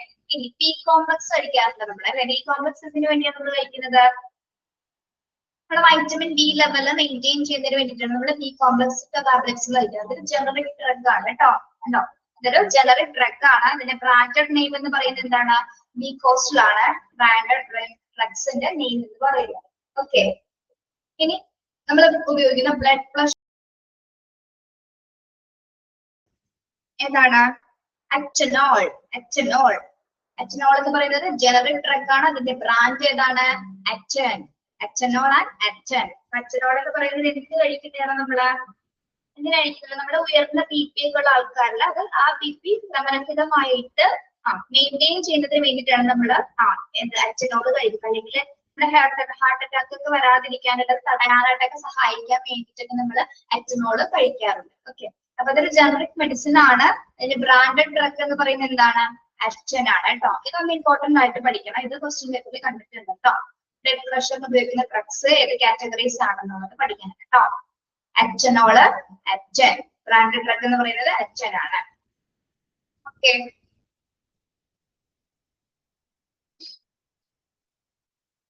മനസ്സിലായോ? മൊത്തത്തിൽ തന്നെ ഈ ബോക്സ് നിങ്ങൾ കംപ്ലീറ്റ് ആയിട്ട് പഠിക്കുക.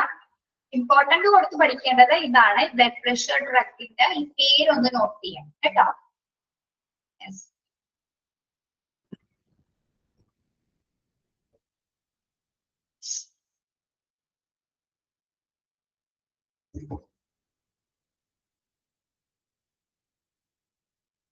നമ്മള് നെക്സ്റ്റ് വരുന്നത് ഈ ജനറിക് വേഴ്സസ് ബ്രാൻഡഡ് മെഡിസിൻസ് ആണ്. അതായത് ജനറിക് ഡ്രഗുകളും ബ്രാൻഡ് ഡ്രഗും തമ്മിലുള്ള പ്രധാനപ്പെട്ട വ്യത്യാസങ്ങൾ എന്തൊക്കെയാണെന്നാണ് പറയുന്നത് കേട്ടോ.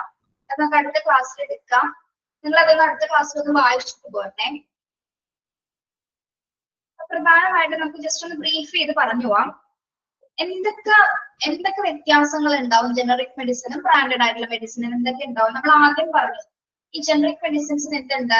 കുറഞ്ഞ വിലയായിരിക്കും. പക്ഷെ ബ്രാൻഡഡ് ആയിട്ടുള്ള മെഡിസിൻ എങ്ങനെയാണ്? എക്സ്പെൻസീവ് ആയിരിക്കും അല്ലെ. പൈസ കൂടുതലായിരിക്കും ആ മെഡിസിൻസിന് ഉണ്ടായിരിക്കുക. പിന്നെ എന്തൊക്കെ പ്രത്യേകത ഉണ്ടാവും? ജനറിക് ആൻഡ് ബ്രാൻഡഡ് മെഡിസിൻസിന് പ്രത്യേകത ഉണ്ടാവും? ഇൻഗ്രീഡിയൻസിലെ കളേഴ്സിലൊക്കെ വ്യത്യാസമുണ്ട് അല്ലെ? ഇൻഗ്രീഡിയൻസിലെ കളേഴ്സിലെ വ്യത്യാസം ഉണ്ടായിരിക്കും. പിന്നെ കമ്പനി പ്രൊഡക്ട്സ് ആയിരിക്കും. ഫ്ലേവറിൽ വ്യത്യാസം ഉണ്ടാവില്ലേ? ചില മരുന്നുകളുടെ ഫ്ലേവർ കണ്ടിട്ടില്ലേ? നമ്മൾ കളർ കോമ്പിനേഷൻസ് ഒക്കെ വ്യത്യാസം ഉണ്ടാവില്ല. ഇപ്പൊ നമ്മുടെ കുട്ടികളുടെ ഡോളോ പാറ ഒക്കെ എടുത്ത് നോക്കാറില്ല. ഡോളോ പാറന്നെ ഒരു ഓറഞ്ച് ഷെയ്ഡ് വരുന്നുണ്ട്. അതേപോലെ തന്നെ എന്താണ് ഡോളോ 250 എന്നൊക്കെ പറഞ്ഞു വരാറില്ലേ? ടേസ്റ്റ് ഒക്കെ വ്യത്യാസമുണ്ട്. അതുപോലെ തന്നെ ലെബോളിൻ എന്ന് പറഞ്ഞ സിറപ്പ് ഓറഞ്ച് ഫ്ലേവേർഡ് ആണ്. ലെബോളിൻ സിറപ്പ് നമുക്ക് ചുമക്കായിട്ട് കുട്ടികൾ ഉപയോഗിക്കുന്നത്. ഓക്കെ. പിന്നെ ഷേപ്പിൽ വ്യത്യാസം ഉണ്ടാവും. ഇപ്പൊ ബ്രാൻഡഡ് ആയിട്ടുള്ള മെഡിസിൻസ് ആണെങ്കിൽ അതിന്റെ ബോട്ടിൽസ് കുറച്ചുകൂടി എങ്ങനെയായിരിക്കും? ബോട്ടിലുകള് ബ്രാൻഡഡ് മെഡിസിന്റെ ബോട്ടിൽസ് കണ്ടിട്ടില്ലേ? നമ്മള് ബോട്ടില് കാണാൻ നല്ല ഭംഗിയായിരിക്കും അല്ലെ? നമുക്ക് മറ്റെന്തെങ്കിലും സാധനങ്ങൾ ഉപയോഗിക്കാൻ പറ്റുന്ന രീതിയിലാണ് അതിന്റെ ക്രിയേഷൻ വരുന്നത്. അട്രാക്റ്റീവ് ആയിട്ടുള്ള രീതിയിലായിരിക്കും ബ്രാൻഡഡ് മെഡിസിൻസ്. അതായത് ഇപ്പൊ ചില്ല് കുപ്പിയാണെങ്കിൽ പോലും എന്താണ് വളരെ ക്വാളിറ്റി ഉള്ള രീതിയിലായിരിക്കും തയ്യാറായിട്ട്. പക്ഷെ ജനറിക് മെഡിസിൻസിന് അതിൻ്റെതായിട്ടുള്ള കോർഡിനേറ്റ്നെസ് കുറവ് നമുക്ക് അനുഭവപ്പെടും. ഓക്കെ. ഷേപ്സിലാണെങ്കിലും അല്ലെങ്കിൽ എന്തെങ്കിലും ആ ഒരു പ്രിപ്പറേഷന്റെ കാര്യത്തിലാണെങ്കിലും. അപ്പൊ അതൊക്കെയാണ് പ്രധാനപ്പെട്ട വ്യത്യാസങ്ങൾ. ബാക്കി എന്തൊക്കെയാണ് ഡിഫറൻസ് എന്നുള്ളത് നമുക്ക് അടുത്ത ക്ലാസ്സിൽ പഠിക്കാം കേട്ടോ. ഓക്കെ. അതെ അതെ. ഡ്രഗ് കമ്പനി ബ്രാൻഡഡ് നോക്കാൻ വരാം അല്ലെ? യെസ്. ചോദിക്കട്ടെ, നമ്മുടെ ബ്രാൻഡഡ് ഡ്രഗ്സ് എന്നൊക്കെ പറഞ്ഞില്ലേ? നിങ്ങൾക്ക് ഏറ്റവും ടോപ്പ് ബ്രാൻഡ് ആയിട്ടുള്ള കമ്പനീസ് ഏതൊക്കെയാണെന്ന് അറിയാമോ? സിപ്ല എന്ന് എഴുതുന്നു നിങ്ങളെ? സിപ്ല കണ്ടിട്ടുണ്ടാവുമല്ലോ? സിപ്ല. ആ സിപ്ലന്റെ പിന്നെ എന്താണ്ട് സൺ ഫാർമ എന്ന് കേട്ടിട്ടുണ്ടോ? സൺ ഫാർമ, സൺ ഫാർമ, ഗ്ലെൻമാർക്ക്. അറിഞ്ഞിരിക്കണം കേട്ടോ. സൺ ഫാർമ, ഗ്ലെൻമാർക്ക്, സിപ്ല. സിപ്ലാണ് ഏറ്റവും ടോപ്പിൽ വരുന്നത്. പിന്നെ എന്താണ് ഫൈസർ. ഫൈസർ എന്നൊക്കെ പറയുന്ന ഫാർമസ്യൂട്ടിക്കൽ ടോപ്പ് കമ്പനീസ് ആണ് കേട്ടോ. ഫൈസർ. പിന്നെ എന്താണ് അബോട്ട്. അബോട്ട് എന്നൊക്കെ പറഞ്ഞിട്ടുണ്ടോ? അബോട്ട് എന്നൊക്കെ പറഞ്ഞിട്ട് നമ്മുടെ ചുമയുടെ സർക്കിളൊക്കെ ഉണ്ടാവും അബോട്ട്. ഓക്കെ. ഇതൊക്കെ എന്താണ് ടോപ്പ് ആയിട്ടുള്ള ബ്രാൻഡഡ് ഡ്രഗ്സുകളാണ്. ഇനി ഈ ബ്രാൻഡഡ് ഡ്രഗ്സിൽ നിന്ന് തന്നെയുള്ള കമ്പനീസിൽ നിന്നുള്ള കാര്യങ്ങൾ തന്നെയാണ് ജനറിക് ആയിട്ടുള്ള ഡ്രഗ്സുകൾ തയ്യാറാക്കുന്നത്. അവരുടെ പേര് ചിലവര് അവരുടെ പേരിൽ തന്നെ ഇപ്പൊ നമ്മള് സാംസങ്ങിന്റെ സാധനം വാങ്ങിച്ചിട്ട് സാംസങ്ങിന്റെ ഫ്രിഡ്ജ് വാങ്ങിച്ചെന്ന് വിചാരിക്കും. പക്ഷെ നമ്മൾ അതിന്റെ കാര്യങ്ങളൊക്കെ ഓപ്പൺ ചെയ്ത് നോക്കുമ്പോൾ അതിന്റെ ഉള്ളിലെ ലിസ്റ്റിൽ വേറെ എന്തെങ്കിലും ആയിരിക്കും പേര്. സാംസ്യൂന്നോ അങ്ങനത്തെ വേറെ എന്തെങ്കിലും ഒരു പേരായിരിക്കും അല്ലെ? അതായത് ബ്രാൻഡഡ് നെയിം കൂടാതെ തന്നെ എന്താണ് ചില പേരുകളിലും ഇത് പുറത്തിറക്കാറുണ്ട് അല്ലെ? ഓക്കെ. അപ്പൊ ഒന്ന് ജസ്റ്റ് ഒന്ന് അതൊക്കെ ഒന്ന് പഠിച്ചു വെക്കുക, വായിച്ചു വെക്കുക കേട്ടോ. എത്ര എടുത്ത ഭാഗങ്ങളൊന്ന് റിവൈസ് ചെയ്യാം. ഓക്കെ.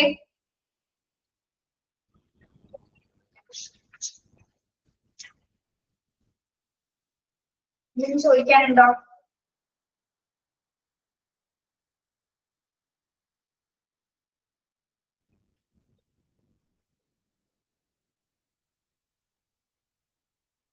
ഇനി നമ്മള് ക്ലിയർ കട്ട് ആയിട്ടൊരു കാര്യം പറഞ്ഞാല് നമ്മുടെ ബ്രാൻഡഡ് മെഡിസിൻസ് ആണെങ്കിൽ അതിന്റെ പാക്കേജില് ബ്രാൻഡ് നെയിം വ്യക്തമായിട്ട് എഴുതിയിട്ടുണ്ടായിരിക്കും അല്ലെ? അതാണ് അതിന്റെ ഫസ്റ്റ് ക്വാളിറ്റി എന്ന് പറയുന്നത്. ബ്രാൻഡ് നെയിമിന്റെ കൃത്യമായിട്ട് അത് രേഖപ്പെടുത്തിയിട്ടുണ്ടായിരിക്കും. അതാണ് അതിന്റെ ഫസ്റ്റ് ക്വാളിറ്റി. ലൈസൻസ്ഡ് ആയിട്ടുള്ള ഡ്രഗ്സ് ആണെങ്കിൽ എന്താണ് ബ്രാൻഡഡ് ആയിട്ടുള്ള ഡ്രഗ്സ് ആണെങ്കിൽ അതിന്റെ പേര് വ്യക്തമായിട്ട് അവരുടെ ലാൻഡ് മാർക്സും ലോഗോ ഒക്കെ വെച്ചിട്ട് കൃത്യമായിട്ട് അത് എഴുതിയിട്ടുണ്ടായിരിക്കും കേട്ടോ. അതിനെ നോട്ടീസ് ചെയ്യാൻ വേണ്ടി മരുന്നുകൾ വാങ്ങിക്കും. ഓക്കെ. യെസ്. നമുക്ക് വൈൻഡ് അപ്പ് ചെയ്യാം. Okay, thank you. Have a nice day.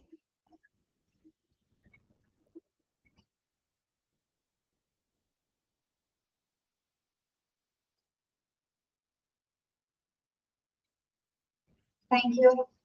Leave it.